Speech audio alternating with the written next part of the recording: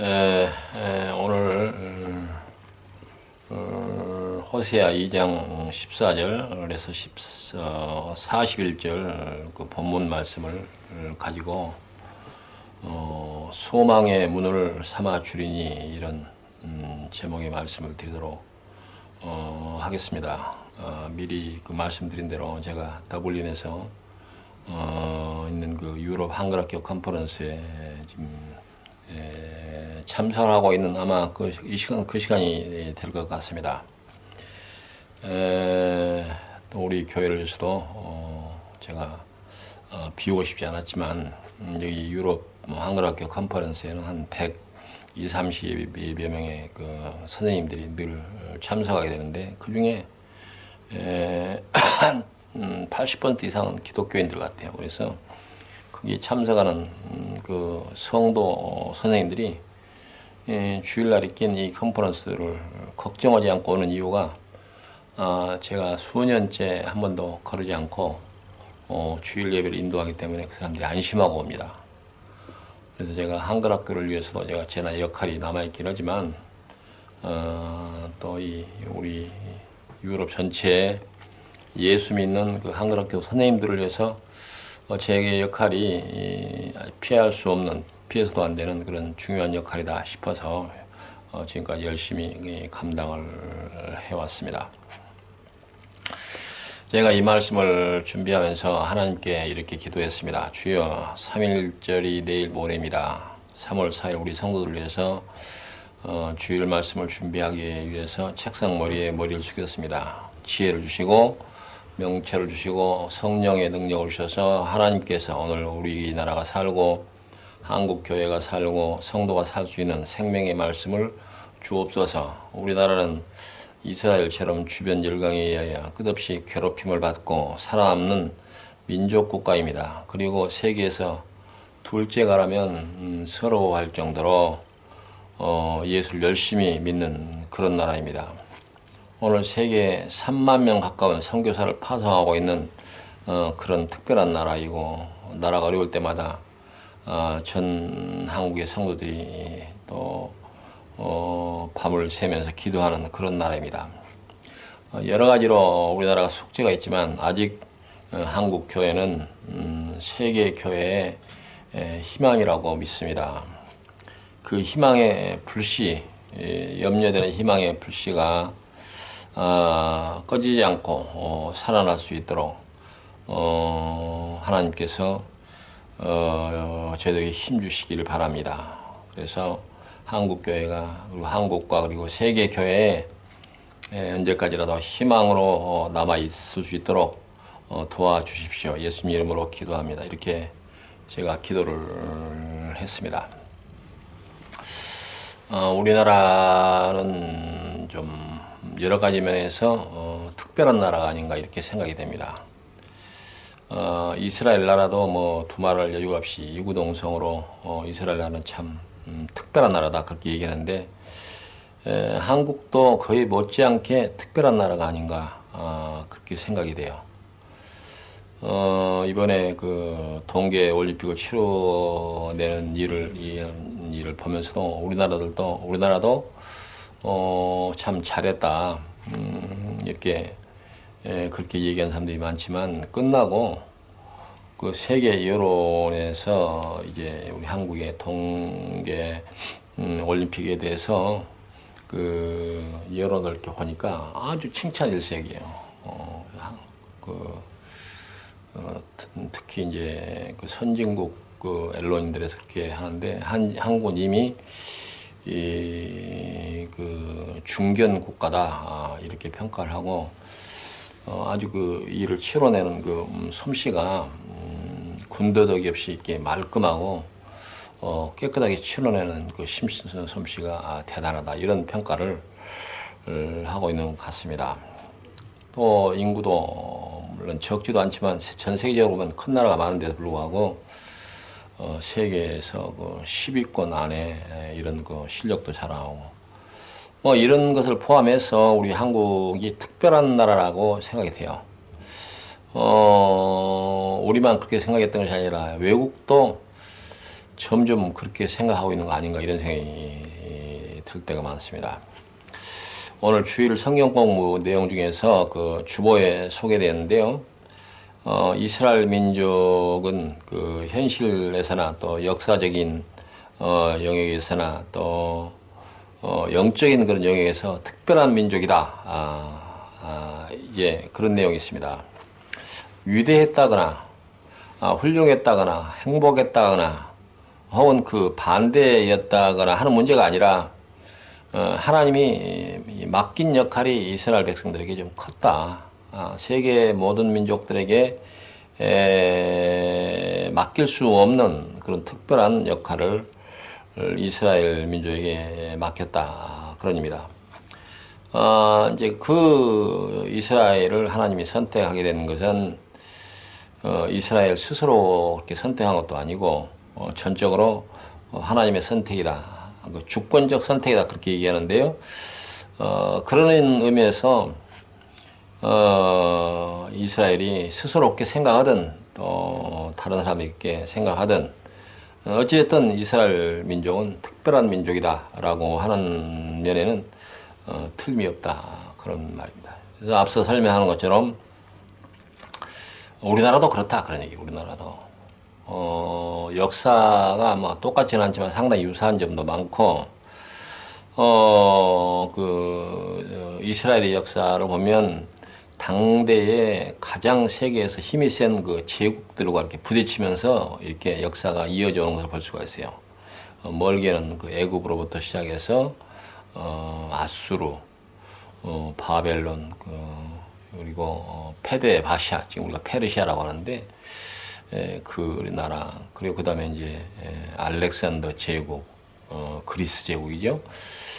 그리고 로마 제국 이르기까지 거대한 이 제국의 주인들과 부딪히면서 역사가 이어져 옵니다. 그리고 이스라엘은 그 끈질기게 살아남고 또 이 세계 역사의 트러블 메이커, 문제투성이의 그런 문제들을 만들어내는 그런 역사를 갖고 있습니다. 그게 이제 우리나라의 역사도 주변에 뭐 러시아, 옛날에는 이제 뭐 소련이라고 그랬죠. 소련, 또 그 공산주의 중국, 그리고 언제나 우리나라를 썩 달갑게 보지 않고 또 국토 논쟁, 역사 논쟁, 우리를 성가시게 하는 일본, 또 멀게는 미국, 미국도 사실 우리나라에게 현실적으로 우방의 역할을 좀 하고 우리가 안보를 위해서 기댈 수밖에 없지만 썩 좋은 나라는 아닙니다. 우리 한국 사람들이 많이 오해를 하는데요. 미국도 우리나라에서 자기 국가의 이익을 위해서 아주 불을 켜고 눈에 불을 켜고 최선을 다하는 그런 나라입니다. 최근에도 우리나라가 안보 면에서나 여러 가지 면에서 어려운 처지에 있는 것을 뻔히 알면서도 입으로는 동맹국 이렇게 하면서도 무역 전쟁을 일으키고 우리나라의 그 이제 주력 산업인 조선과 뭐 포항, 제철, 또 뭐 전자 이런 것에 대해서 뭐 엄청난 압력을 가해오고 있는 뭐 이게 정말 우방이냐 혈병이냐 이렇게 반문을 할 만큼 그런 짓들을 해왔는데요. 어쨌든 이런 그 주변 열강의 힘겨운 도전을 물리치고 우리 대한민국이 21세기까지 살아남아서 그 동북아시아 그 한복판에서 그 열강의 그 호랑이의 틈 사이에 있는 토끼 한 마리가 살아남아서 발버둥 치는 그런 모습이긴 하지만 어쨌든 살아남아서 지켜온 역사가 우리 한국의 역사다. 그렇게 얘기할 수가 있습니다. 이제 그런 역사 속에서도 우리나라가 최근에 와서는 세계에서 이제 경제 대국이다. 이렇게 불릴 만한 대체적으로 세계에서 10위권, 10위에서 11위권 이렇게 국가 GDP 분야에서 그렇습니다. 그래서 그 정도 이제 거대한 그런 경제력을 가진 나라가 됐고 특히 무역에서는 이제 세계에서 5위권입니다. 5위권. 5위, 6위라고 하는데 앞으로 더 올라갈 것 같아요. 요즘도 무역은 잘 되는 것 같아요. 이건 대단하지 않습니까? 하나님이 하시는 일이 우연이 없다. 그렇게 우리가 믿는다고 하면 하나님이 이 동방에서 이 작은 나라, 그리고 열강의 틈바구니에 있는 이 작은 나라를 이렇게 살리면서 21세기 말에 이제 종말이다 그런 얘기를 우리가 많이 듣고 있는 이 시대에 이렇게 세계에서 주목할 만한 경제 대국이 되게 하신 뭔가 뜻이 있지 않을까 그런 생각을 안 해볼 수가 없습니다. 현실적으로 정말 그 우리나라가 대단하다는 생각이 들 때가 더욱 많이 듭니다. 요즘은 더더욱 그런 생각이 많이 들어요.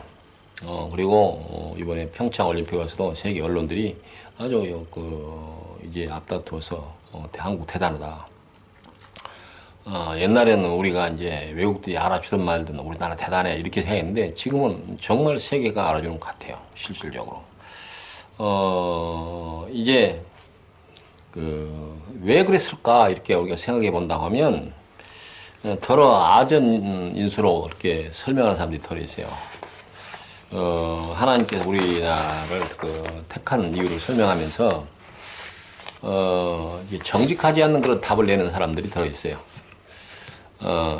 예를 들어서 우리나라가 남태령이 무슨 앞으로 종말 때 어떤 역할을 하는 땅이 될 거다, 계령산이 성지가 될 거다 이런 씨알데없는 그런 말을 주장하면서 그런 이유 때문에 한국은 선택받은 나라다 이렇게 얘기했는데 대부분 이단자들이 자기의 그 근거를 거기다 연결시키기 위해서 거짓으로 만드는 그 과장된 그 선전이죠. 이제 그것은 정말 아전인수가 지나친 거짓입니다. 거짓. 어떤 종교든 그 종교가 갖고 있는 여러 가지 특징이 있지만 그 중에 공통적으로 가져야 되는 이 특징이 있다면 그건 정직입니다. 근데 이 교회가 신앙을 추구하는 그런 집단들이 정직을 버리는 그런 이단 집단들이 너무 많아요. 입은 번지르하게 자기들만 믿으면 천국 간다 그렇게 말하지만 내용상으로 보면 부동산 투기꾼들입니다. 우리나라 부동산 이제 이 이단자들의 특징이 뭐냐면 부동산 재벌들입니다. 통일교가 그렇고 또 신천지가 그렇고 하여간 이름 달린 이단자 그룹들마다 땅 부자들이에요. 땅 부자. 지난번에 세월호 사건의 원인을 제공했던 구원파 거기도 전국에 걸쳐서 땅이 없는 데가 없어요. 이 말은 좋은 말을 많이 하지만 또 말은 좋은 말을 할 수가 있어요. 그러나 종교가 표리가 같아야죠. 표리가 겉과 속이 달라서는 안 돼야 되는데 이 말은 좋은 말을 많이 하는데 반해서 실질적으로 내용으로 보면 거짓이 너무 많다고 말이야. 거짓이 너무 많아. 근데 이단자들은 사람을 쇠뇌를 시켜가지고 검은 것도 희다, 흰 것도 검다 이렇게 쇠뇌시켜가지고 자기들을 추종하게 만드는 그런 마술과 같은 기술들이 있는 것 같아요. 그 점에 대해서는 북한의 김정인 집단도 비슷한 것 같아요. 가끔 동영상 보면 얼마나 많은 수십만의 군중이 일사불란하게 정신을 놓고 박수를 쳐대고 이런 걸 보면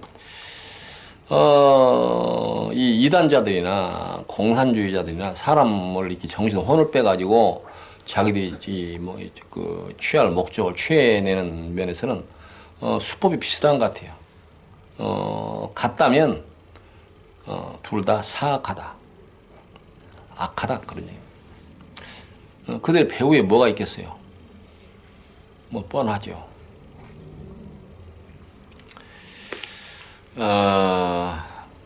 그렇게 이제 엉뚱한 말도 안 되는 이유로 우리나라가 선택받았으니까 우리가 세계를 지배해야 된다. 대부분 이단 교회들이 그러죠. 그래서 한국이 메카다. 그 짓을 많이 합니다. 근데 이스라엘 국민들이 하나님으로부터 선택받았다라는 그런 생각을 하고 있지만, 이스라엘 백성들이 그 하나님으로부터 선택받았다 라고 하는 사실이 즐거울까요? 의문이 좀 들어요. 왜냐하면 이스라엘은 하나님 앞으로부터 선택받았다는 사실을 즐거워하기보다는 기회만 있으면 하나님이 아닌 바알을 섬기는 일에 그냥 순식간에 돌아갑니다. 칭찬을 듣고도 돌아가고, 꾸중을 듣고도 돌아가고, 벌을 받고도 돌아가고, 그렇습니다. 이스라엘의 남북조의 역사, 긴 그 역사 가운데서, 그 많은 왕 가운데서 정말 하나님의 말씀에 순종하고 그 백성을 하나님의 뜻대로 이렇게 다스린 왕이 몇 명이 안 됩니다. 그 중에 북쪽 이스라엘 거기 왕들은 전부 다 악하다 이렇게 표현되어 있어요. 북쪽. 희한하죠? 하나님이 택한 백성이라고 하는 나라라고 한다면 그 중에 몇 명은 그래도 하나님을 잘 섬기는 신유이라도 될 거 아닙니까? 그렇지 않습니다. 그러니 그들로서는 이 하나님으로부터 선택받았다고 하는 사실이 얼마나 거추장스럽겠어요. 하나님, 우리 거추장스러워요. 우리 이런 관심 싫어요. 그냥 우리도 보통 국가처럼 그렇게 살고 싶고 그러지 않을까요?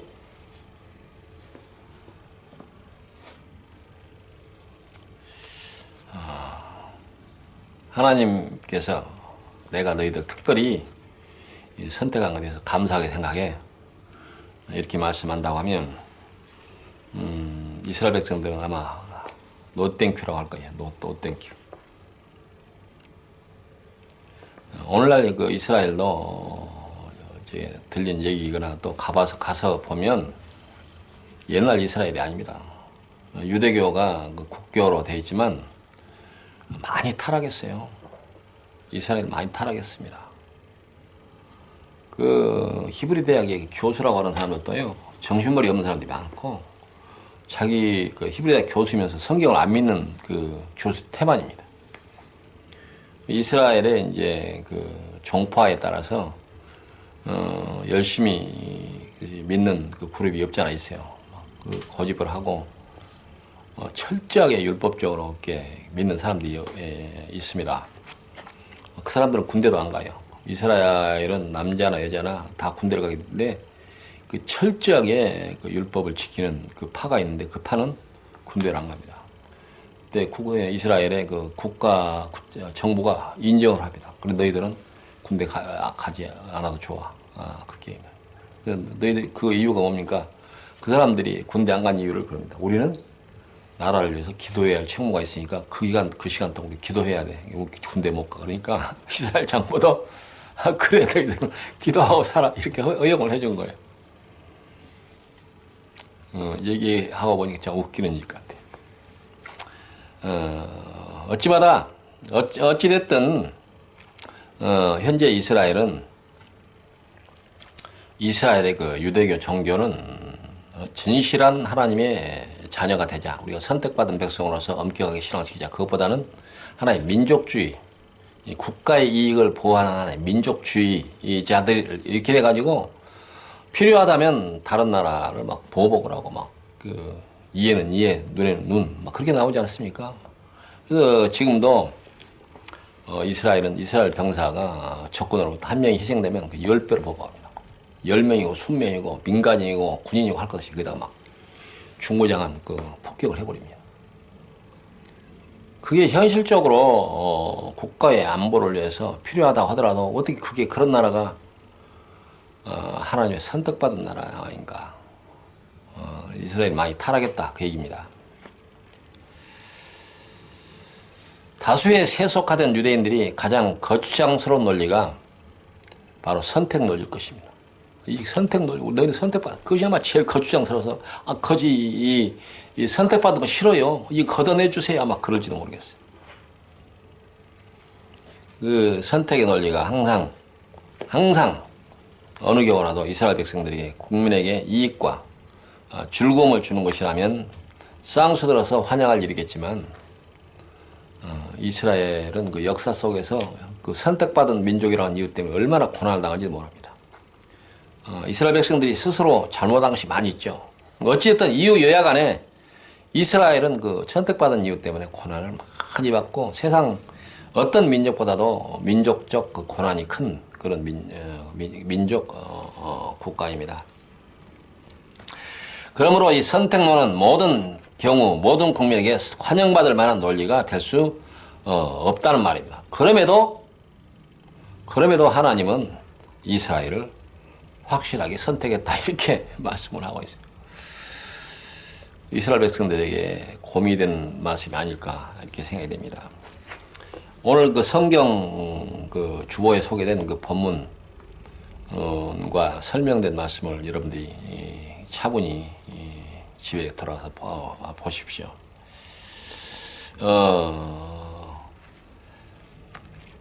그 말씀 가운데 그 기록이 이렇게 되어 있는데, 우리는 유대인의 땅과 예루살렘에서 그가 행하신 모든 일의 증인이라. 그를 그들이 나무에 달아 죽였으나 하나님이 사흘 만에 다시 살리사 나타내시되 모든 백성에게 하신 것이 아니요 오직 미리 정하신 증인 곧 죽은 자 가운데서 부활하신 후 그를 모시고 음식을 먹은 우리에게 하신 것이라. 이 말씀을 보면 이스라엘을 선택한 하나님의 그 가장 적극적이고 확실한 그 목적은 뭐냐면, 이스라엘 백성들이 그들의 역사이거나 아니면 그들의 역할을 통해서 하나님이 하나님 된다고 하는 사실을 증언을 하는 증언자가 되라, 그런 얘기죠. 어떤 사람들이 이 범죄 현장을 지나가다가 그걸 목격하게 되면 이제 그 목격자가 이제 검찰에 나가서든지 경찰에 나가서든지 증언을 하는 경우가 있습니다.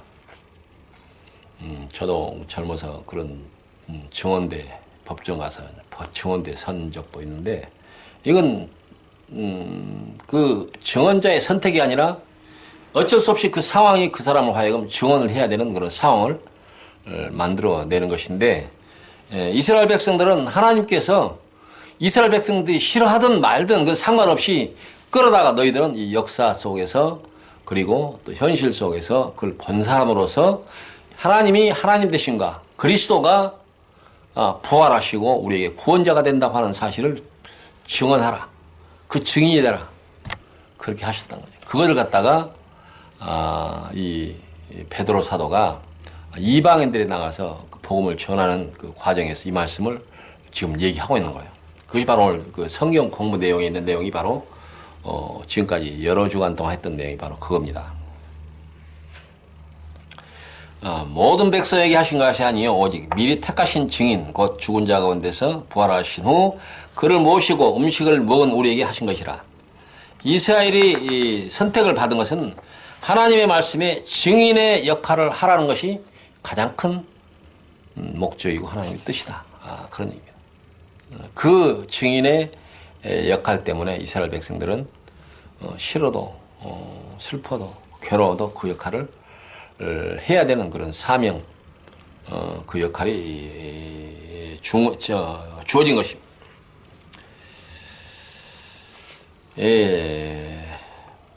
이스라엘의 그 역사를 보면 이스라엘 역사 가운데서 때로는 그 전쟁의 역사 가운데서 그들이 전쟁에 이겼든 또 혹은 졌든 적국에 끌려가서 포로가 됐든 해방이 됐든 어떤 경우도 이스라엘의 모든 역사는 하나님이 살아계시고 하나님이 또 뜻을 가지고 역사하시고 그 뜻 가운데서 그리스도를 보내시고 그리스도를 통해서 구원자가 오실 것이라고 하는 그런 역사로 기록되어 있습니다. 그래서 이스라엘 역사, 구약의 역사 전체가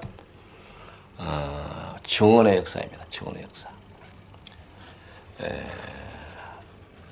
그 후에 이스라엘 백성들은 심하게는 전 민족이 남의 나라 종이 되고 디아스포라 돼서 세계에서 흩어져 나라 없는 민족으로서 2000년을 살아가는 이 슬픈 민족의 주인공 역할을 하기도 했죠.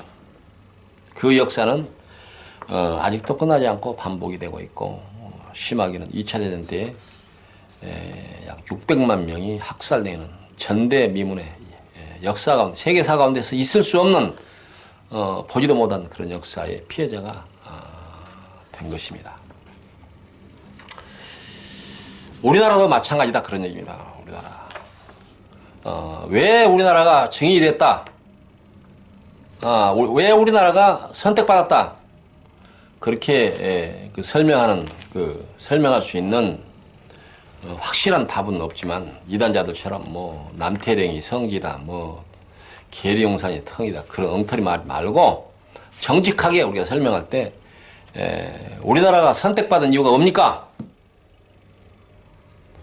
라고 할 때 저는 그렇게 얘기하고 싶습니다. 가장 정직한 말은 모릅니다. 왜 하나님이 우리나라를 선택했는지 알 수가 없습니다. 그것이 정직한 답이 아닌가. 그러나 여러 가지 정황으로 우리의 역사와 또 이제 특히 우리의 근대사, 이걸 보면 그 정황적으로 하나님 우리나라를 선택하신 이유가 여기에 있는 것 아닌가, 이렇게 정도는 얘기할 수가 있어요. 그게 뭐냐? 동양권에서, 이 극동아시아 동양권에서 선교사를 3만 명을 파송한 나라가 되겠습니까? 전 세계. 지금은 숫자가 확인이 안 돼요. 2016년도인가 그때 나온 통계가 2만 7천 몇백 명이 나왔어요. 그건 각 교단에서 기록된 통계에 잡힌 선교사들이 그렇고, 그렇지 않는 선교사들이 더 많습니다.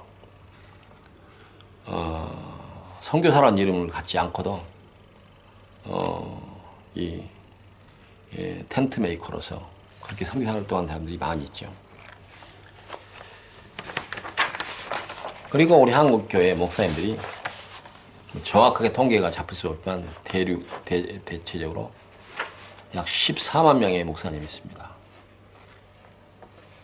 그리고 한국교회 성도가 5천만 인구에 옛날보다 많이 줄었다고 하지만, 지금 여러 통계들을 보면 한 1,000만 명 내외 정도, 그리고 천주교회가 한 500만 명, 그 정도 되는 것 같습니다. 여기에는 이단자가 포함되어 있는지 안 되는지 그건 모르겠어요. 어쨌든 이 정도면 아직은 세계에서 한국교회가 가장 역동적으로 신앙생활하는 그런 나라 아닙니까? 오늘 한국교회가 문제투성이지만, 하는 지탄을 받고 있지만, 그래도 한국교회의, 이 세계교회의 소망이 아직은 한국에 있다. 그렇게 믿고 싶다는 말입니다. 생판, 허벌판인 나라에 가서 소망을 두겠습니까? 우리나라만큼 그래도 열심으로 신앙생활하는 나라가 어딥니까? 그러므로 우리가 선택받았다 라고 믿는다면 복음을 증거하는 그 역할, 그 이유 때문에 하나님이 우리를 선택했다, 그렇게 믿고 싶지 않습니까? 그거 말고 하나님 뭐 때문에 우리를 선택했겠어요? 선택했다면 잘 먹고 잘 살라고요? 그거 아니겠죠. 세상 사람들은 그렇게 믿고 싶을지 모르지만, 우리가 기독교 안에서, 믿음 안에서 우리가 생각해 본다고 하면, 하나님 우리 한국교회에 이렇게 부흥을 하고 성장하게 하고 많은 선교사를 파송하게 하고 목사를 이렇게 배출하고 성도가 1,000만 명이 되고, 이게 무슨 뜻이냐? 하나님으로 선택했다면 결국 복음을 증거하기 위해서, 특히 말세지만의 복음을 증거하기 위해서 선택한 것 아니냐, 그런 얘기입니다. 성경에 기록이 되어 있든지 기록되어 있지 않든지, 하나님이 한 사람과 한 사회와 한 국가를 선택했다면 복음 증거 말고 다른 이유가 있을까요? 저는 결단코 없다고 믿습니다. 그럼 우리가 선택받았다 라고 하는 말로서 위로와 자랑이 되어서는 안 된다. 우리가 제대로 복음을 증거하고 있느냐 스스로 한국교회는 물어봐야 된다. 그러지 않습니까? 우리가 세상에서 살아간 일이 해야 할 일이 너무 많아요. 놓치지 말아야 할 일들이 너무 많아요. 중요한 일도 있고 덜 중요한 일도 있고. 그러나 세상에서 사람 사는 일의 가장 큰 지혜는 뭐냐? 가장 중요한 일을 놓쳐서는 안 된다. 그러잖아요. 사람이 뭐가 중요할까? 굳이 제 입으로 얘기하지 않는다. 각자 생각 마음속에 뭐가 중요하다 그랬을 거 아니에요? 근데 그 중요한 걸 해내는 사람은 인생을 제대로 사는 것이고 그 중요한 것을 해내지 못하는 사람은 인생을 제대로 못 사는 것이다. 그죠? 근데 기독교인으로서 제대로 기독교인의 삶을 산다, 살아야겠다. 그러면 뭐가 있겠어요?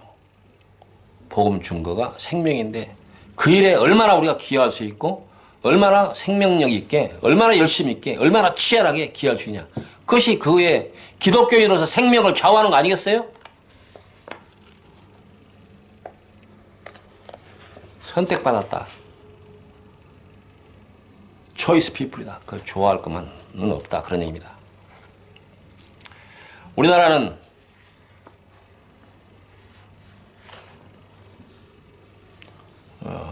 단연코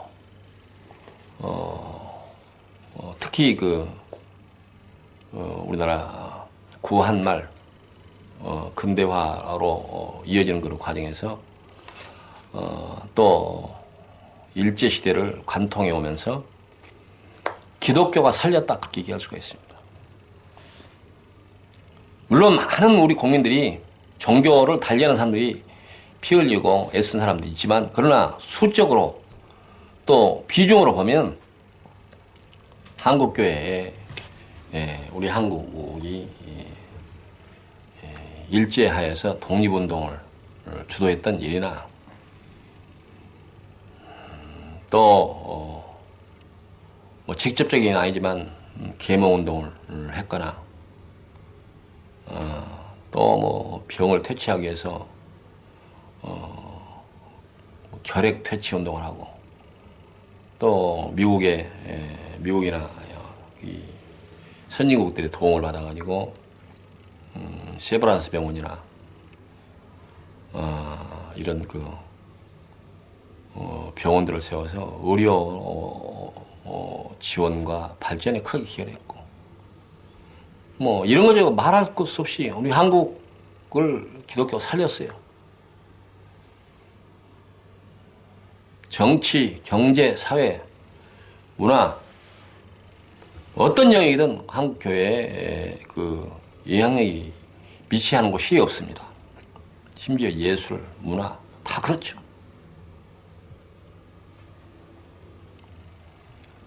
우리나라 초대 국회, 우리나라 국회의원인데 초대 국회의원을 뽑아놓고 첫 국회가 열렸을 때 당시에 국회의장이 이승만 박사였습니다. 이승만 박사가 교회에서는 장로라고 직함이 그러는데 당시 국회 속기록에 의하면 이런 기록이 있어요. 이승만 국회의장이 이렇게 얘기합니다.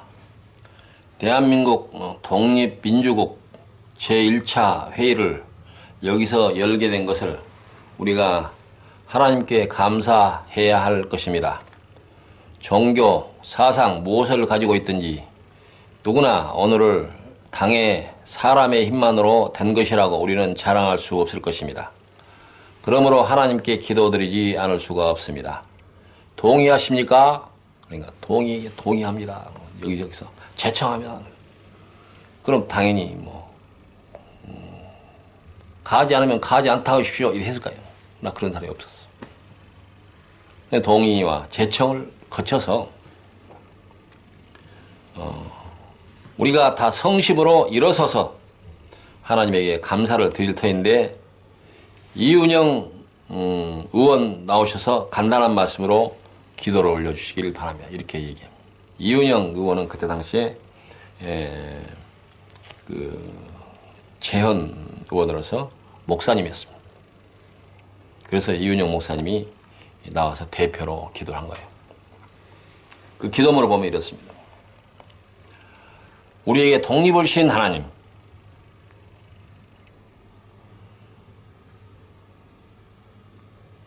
우주와 만물을 창조하시고 인간의 역사를 섭리하시는 하나님, 이 민족을 돌아보시고 이 땅에 복을 내리셔서 감사에 넘치는 오늘이 있게 하심을 진심으로 감사합니다.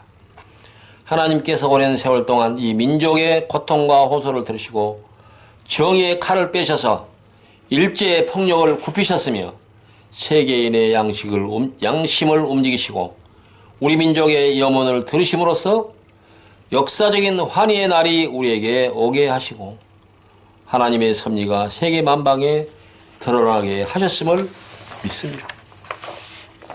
하나님, 아직까지 남북이 둘로 갈린 이 민족의 고통과 수치를 씻어주시고 우리 민족, 우리 동포가 손을 같이 잡고 웃으며 노래 부르는 날이 우리 앞에 속히 오게 해 주시기를 기도합니다.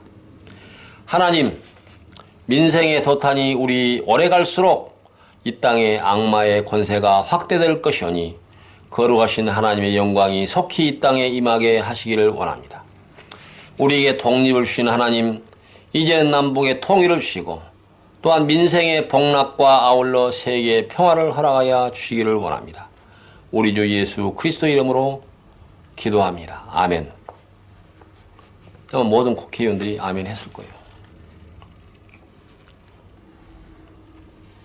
우리나라는 해방 전에 공립학교라는 게 없었습니다.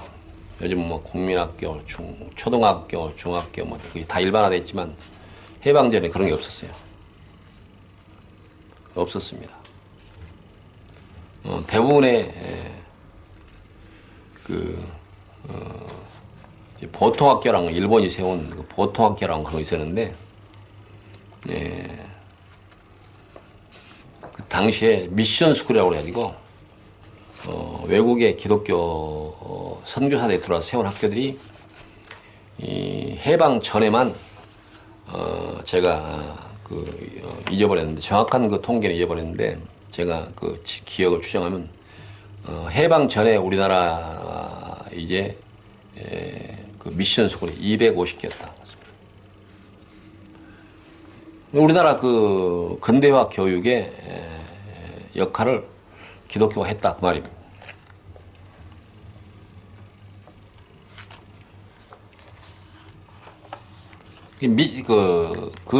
그때 당시 기독교 학교들 갖다 이름을 미션 스쿨 이렇게 이름을 불렀는데 저도 그런 학교를 나왔잖아요. 미션 스쿨은 무슨 말입니까? 선교학교 그런 의미입니다. 근데 우리가 학교 다닐 때 너희들은 이 고등학교 나왔고 선교해라 그렇게 배운 적이 없어요. 그러나 매주일 학교에서 주일마다 한 주간 시작되면 첫날 예배로 시작하고 주중에 한번 모여서 전체가 예배를 드리고 또 학급마다 그 반에 종교부장이라는 이름이 있어서 학생들이 나와서 성경을 읽고 설교를 인도하고 있습니다. 제가 종교부장 출신입니다. 그때 직접적으로 너희들 나가서 선교해라 막 그렇게 그런 얘기에 대해서 열심히 강조받았지만 않았지만 지금 졸업한 후에 우리 대한민국의 현재 목사들 가운데서 미션 스쿨 출신들이 압도적으로 많습니다. 그래서 통합 교단 같은 경우는 그 교단장 선거 때 순천 매산고등학교 출신 목사들이 틀면 안 됩니다. 그런 얘기가 있었어요.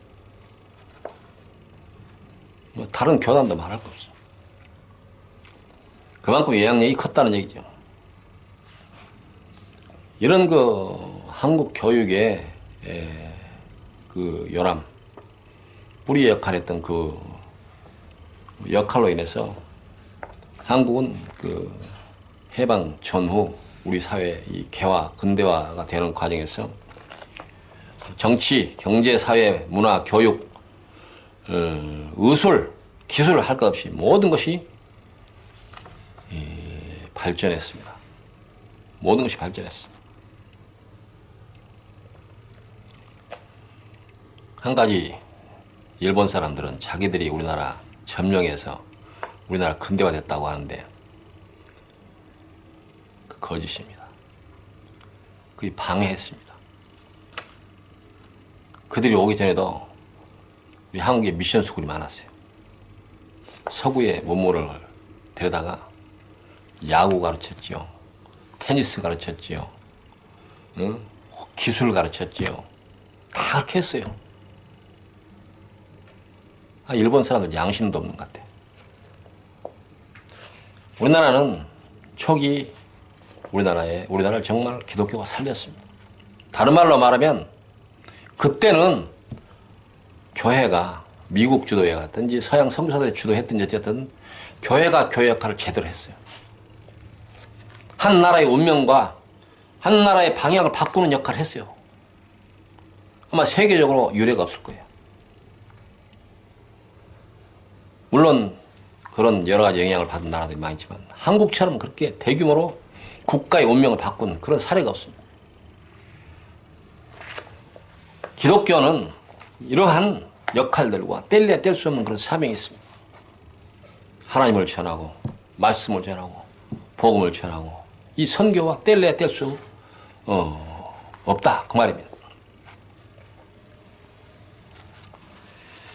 오늘 성경 본문 말씀은 이스라엘 백성들이 그 바벨론의 종살이가 끝난 후에 하나님께서 그들을 어떻게 하겠다 그 말씀의 내용입니다. 물론 이스라엘 백성들이 바벨론에서 종살이를 하게 된 그 가장 큰 원인은 뭡니까? 정의와 공의를 버린 것입니다. 여러 번 제가 수차례 반복적으로 말씀했듯이 그 이유가 가장 큰 이유였습니다. 정의와 공의를 버렸다. 근데 어찌됐든 하나님께서는 택한 이스라엘 백성들을 다시 바벨론으로부터 구원하시고 오늘 이 말씀을 주신 거예요. 오늘 이 말씀의 배경이 큽니다. 그 첫머리에 오늘 설교 제목이기도 한 소망의 문을 삼아주겠다 이렇게 말합니다. 너희가 과거에 절망의 문이었는데 이제는 다시는 절망의 문이 아니라 소망의 문이 되게 하겠다. 소망의 문. 소망의 문이 되게 하겠다.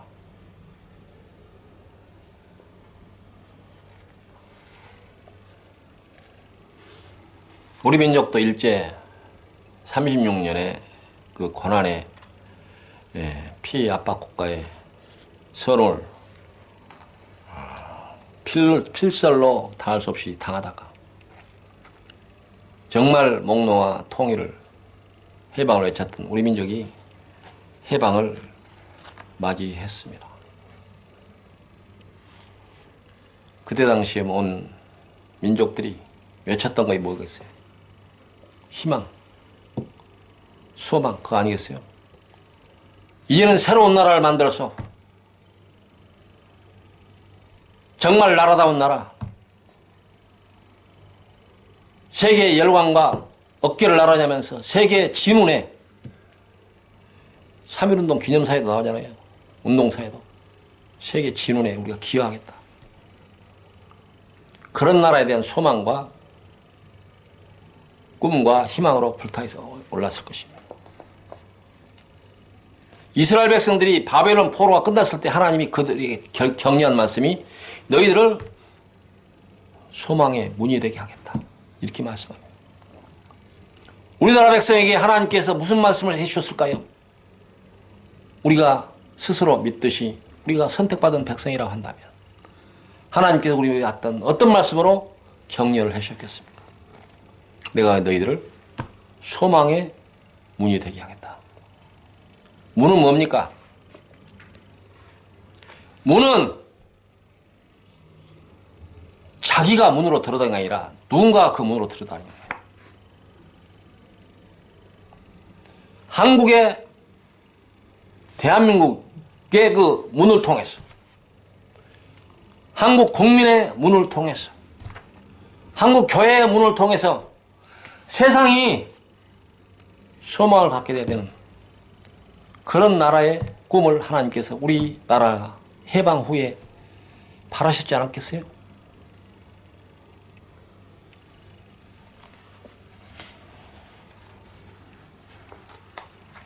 그 바람대로 해방 후에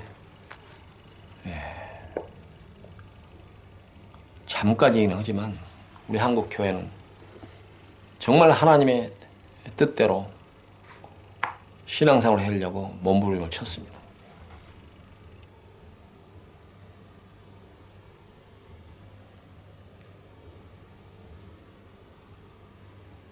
해방 전에 오히려 우리가 그 피압박 민족으로 있을 때 교회는 제 역할을 해드렸습니다. 어떤 교회는 신사참배에 동의했지만 그래도 신사참배를 거부하다가 순교하는 목사님이 나왔고, 많은 신도들이 예수 믿는 이유 때문에 핍박을 받고 그러지 않습니까?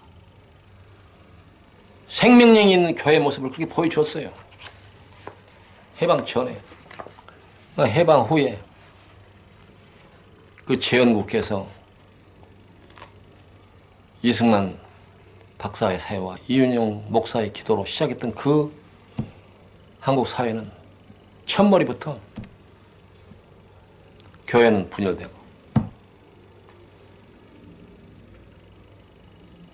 해방되자마자 교회는 분열되고,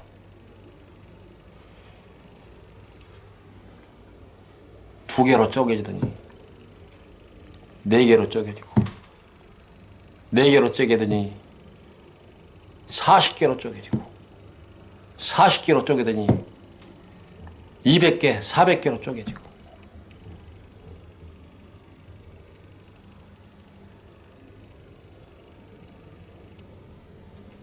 그렇게, 그러나 몸집은 커졌습니다. 몸집은 커졌죠. 해방 이후에 얼마나 많은 부흥사들이 설치고 다녔는지 모릅니다.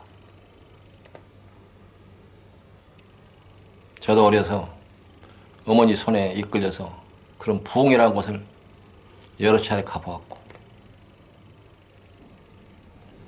성장에서도 그런 부흥회를 가보았고,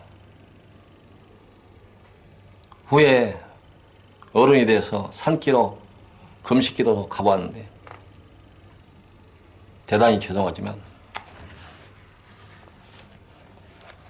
한국교회 부흥사들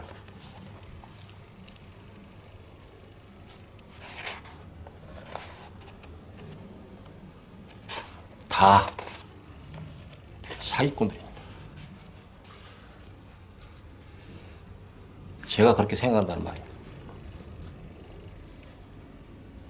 그 팩트는 어떨지 모르겠습니다. 저는 그렇게 생각합니다.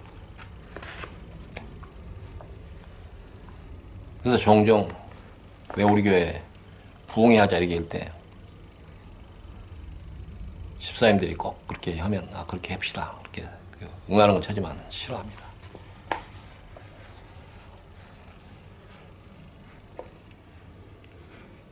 부흥사들 사기꾼들입니다.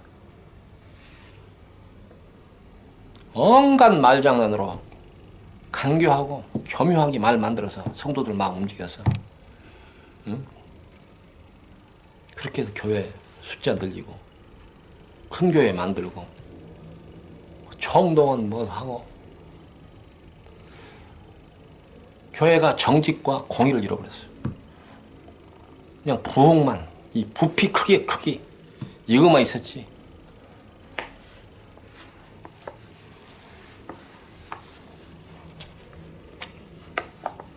제가 심한 말을 해도 용서하시고 들으시길 바랍니다.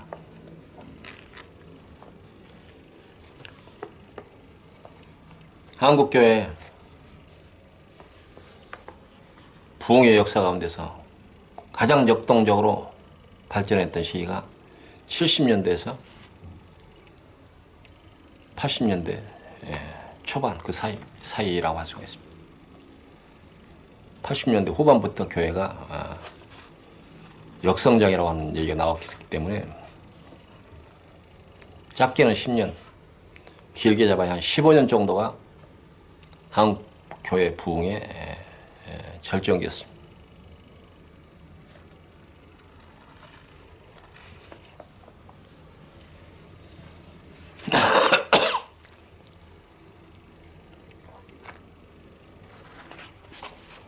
그 부흥기 때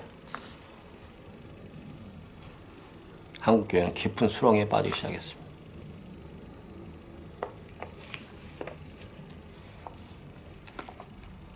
한국교회는 그때부터 세상과 타협하고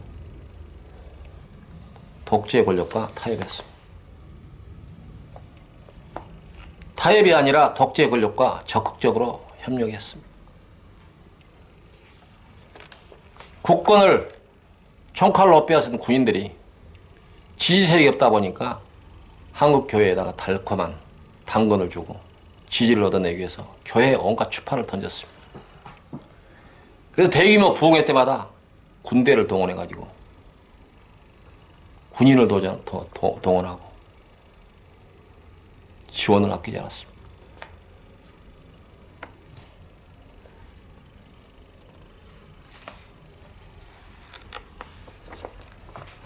박정희 전 대통령이 기독교인이 아닙니다.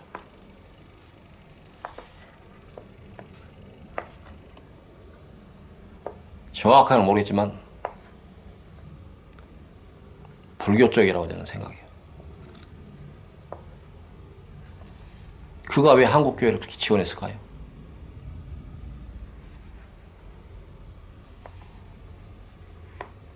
빌기란 목사 100만 명 대회,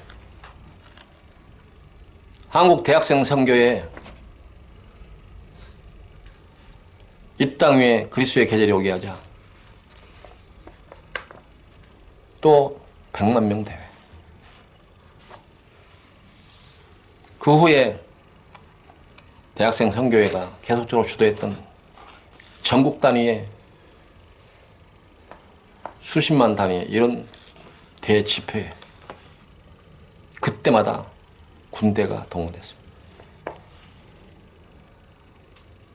그 하나님의 은혜일까요? 저는 그렇게 믿지 않습니다.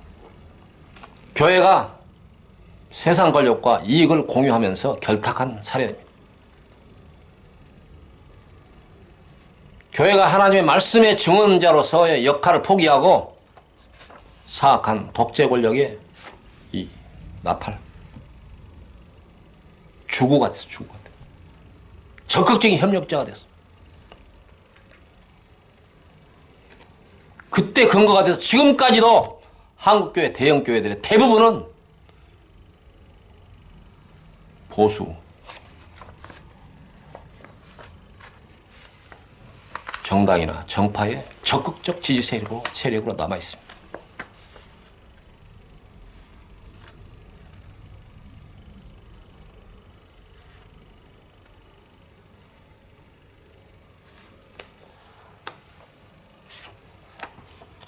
독재 권력은 한국교회를 항상 우군 세력으로 여기고 각종 혜택을 주고 세금도 면해주고 온갖 편의를 제공했습니다. 특히 대형교회. 선거 때마다 대형교회 목사들은 내놓고 성도들 앞에서 독재 권력을 지지하라고 거룩한 성당에서 강단에서 외쳐댔습니다. 강단에서. 그리고 야당을 빨갱이다, 공산주의자들이다. 지금까지도 그 뿌리를 버리지 않고 지금까지도 그 역할을 하고 있는 한국교회가, 대형교회가 태반입니다. 목사가 온갖 비리로 잡혀가고 재판을 받고 구속이 되고 이런 교회들 태반이 독재 권력의 아주 적극 찬양자들입니다.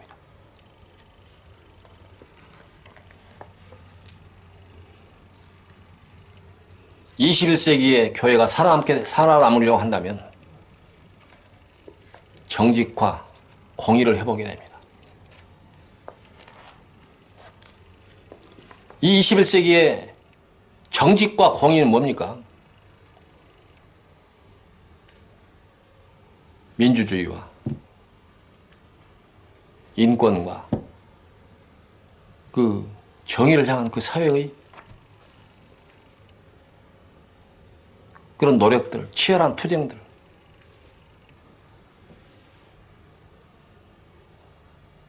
근데 한국교회는 그걸 가로막고 있어요. 가로막고 있어요, 한국교회가. 대형교회들이 가로막고 있어요, 지금. 대한민국에 생각 있는, 의식 있는 절대 다수 70% 80%가 이대로 안 된다 라고 하는데 한국교회가 아니다. 과거 독재 권력과 그 뒤를 이은 세력들이 정권을 계속 잡아야 된다라고 주장을 지금 하고 있는 거예요. 지금도.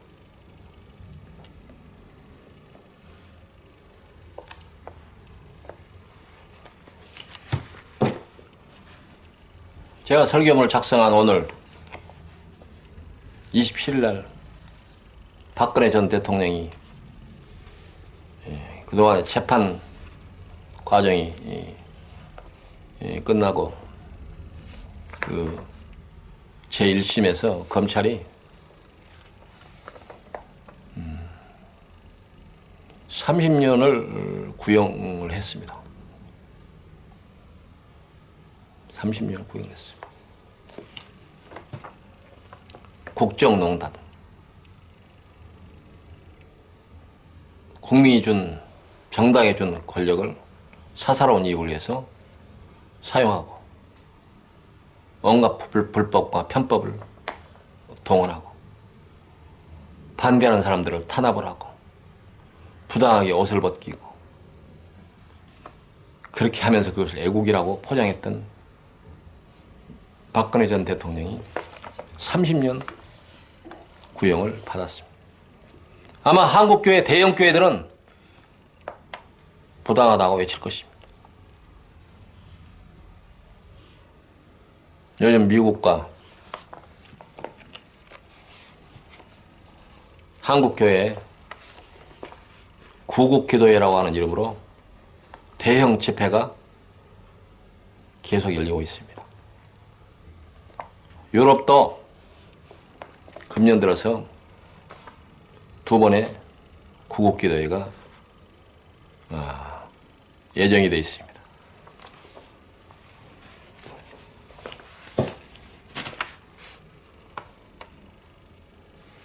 새롭게 결성된 유럽 기독교 총회가 그 창구 역할을 하겠다. 사무총장이 그렇게 저에게 연락이 왔습니다. 그래서 제가 이 일을 제기해놨습니다마는 걱정입니다.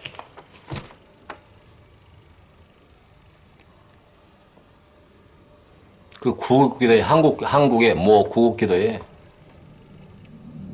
강사로 윤창중이 나섭니다. 우리나라의 대표적인 수구 인사들이 기독교인들이 아닙니다. 기독교인들이 아닌 사람들이 구국기도회 강사로 줄줄이 등장을 합니다. 아직도 한국교회가 정신을 못 차리고 시대착오적인 이런 발상을 가지고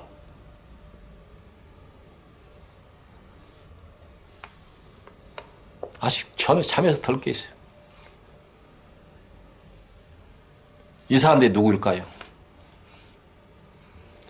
대한민국의 의식 있는 70%, 80% 국민들이 아니라고 하는데 결국 이렇게 되면 어떻게 되겠어요?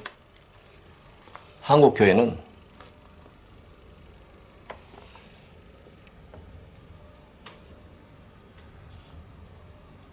20%가 지지하는 그 이론을 가지고 붙들고 있는 소수 그룹으로 전락하게 된다 그 말이에요. 건강하고 젊은 세대들이 어떻게 교회 가서 무릎을 꿇고 있겠습니까? 결국 이 시대착오적인 목사들이 한국교회 청년들을 다 쫓아내고 젊은 사람들 거리로 내몰아가고 방황하게 만들고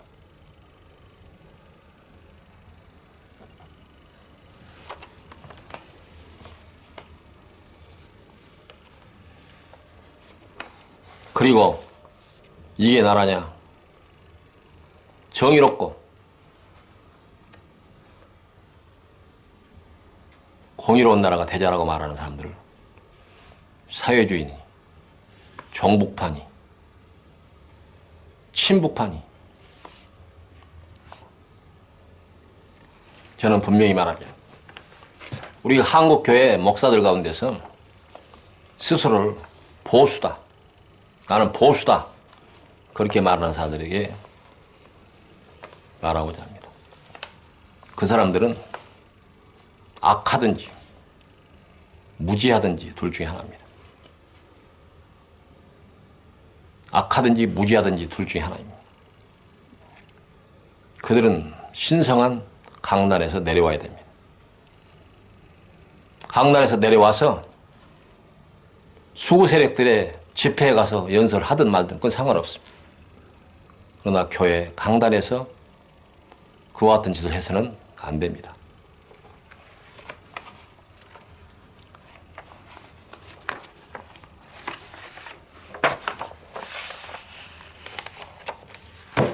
하나님께서 1945년 8월 15일 이후에 우리에게 소망의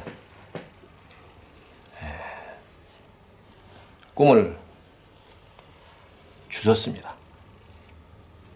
모든 민족이 그걸 염원했습니다. 그러나 해방 이후 우리 민족은 그걸 하나님의 뜻과 우리 국민들의 그 가슴 속으로부터 깊은 그 바람을 외면했습니다. 왜 그랬습니까?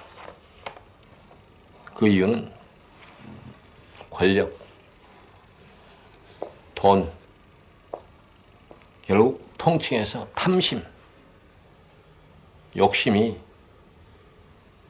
그렇게 만들었습니다. 대한민국을 오늘날 탐욕의 왕국으로 만들었습니다.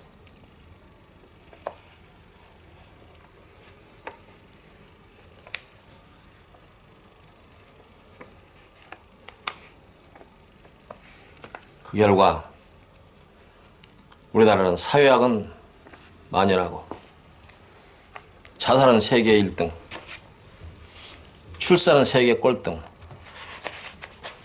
범죄가 꼬리를 물고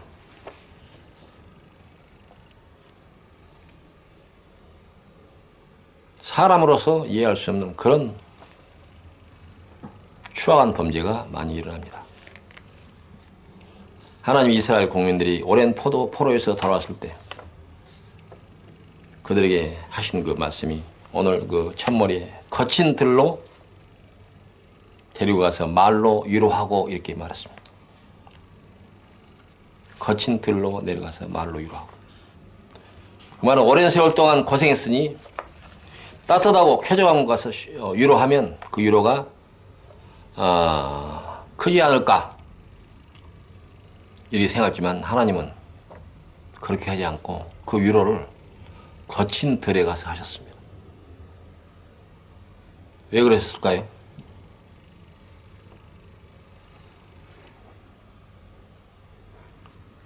그들의 해방이 자만에 비지 않도록 하기 위해서가 아닐까요? 해방 이후에 그 해방의 기쁨에 들떠서 자만에 빠진 사람도 있었습니다. 그래서 죽창을 들고 친일한 사람들을 찾아가면서 죽창으로 사람을 상해를 가하고 그런 일들이 많았고 사회는 폭력과 무질서로 힘없는 사람은 길거리도 마음대로 못 다녔습니다. 해병대 옷 입은 사람들이 괜히 지나가다가 민간인들 두드러 패고, 특전사 옷 입은 사람들이 지나가다가 같은 군인들 데리고 가서 두드러 패고,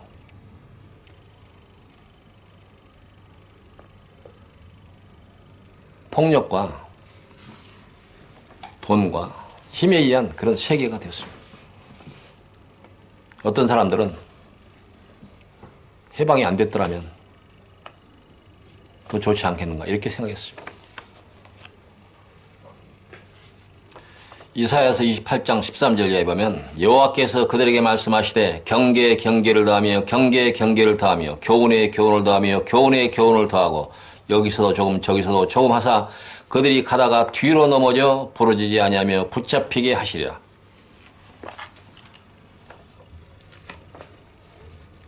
하나님은 기회를 주시면서 경계하신 것입니다. 기회를 주었을 때 그걸 갖다가 자기를 위해서 자만심을 가지고 그걸 사용하게 되면 안 된다. 그런 말입니다.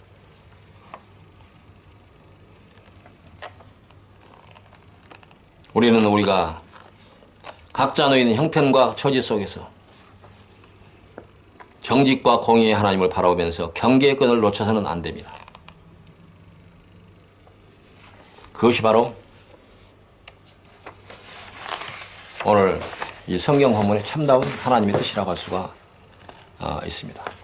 하나님은 얼마나 더 참아주실지 모르겠습니다.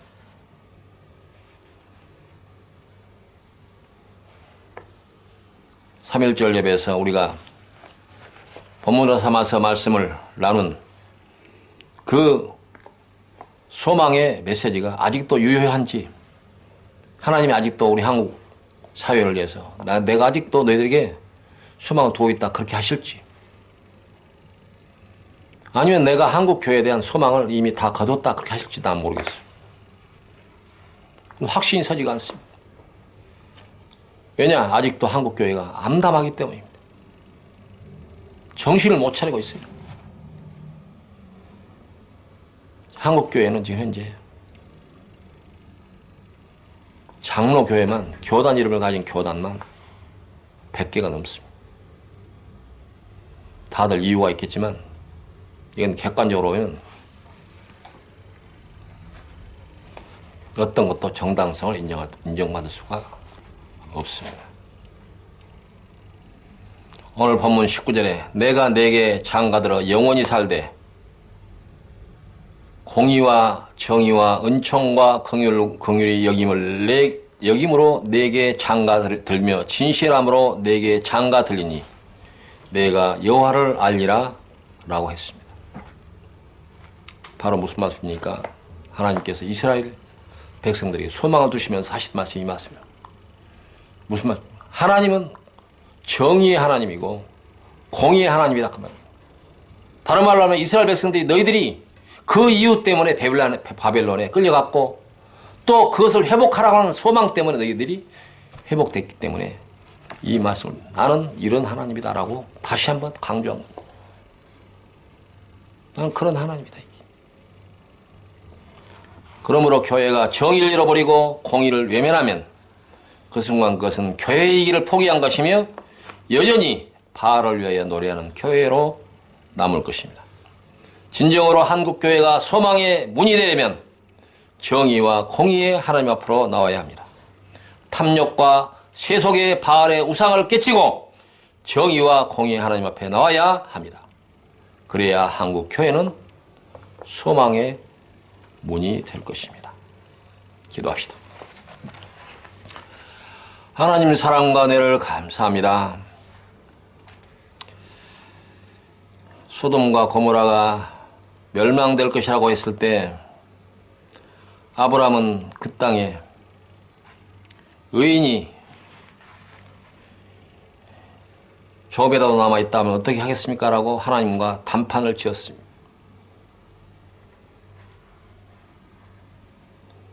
주여, 우리 한국교회에 하나님의 징계의 칼날을 피할 수 있는 의인들이 남아있습니까?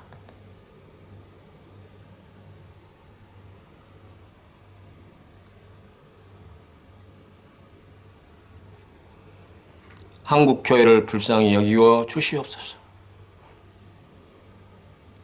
한국을 긍휼히 여기어 주시옵소서. 한국 교회가 돌이키게 하여 주옵소서. 절망의 문에서 소망의 문이 되게 하여 주시옵소서. 감사를 드리옵고 예수님 이름으로 기도하옵나이다. 아멘.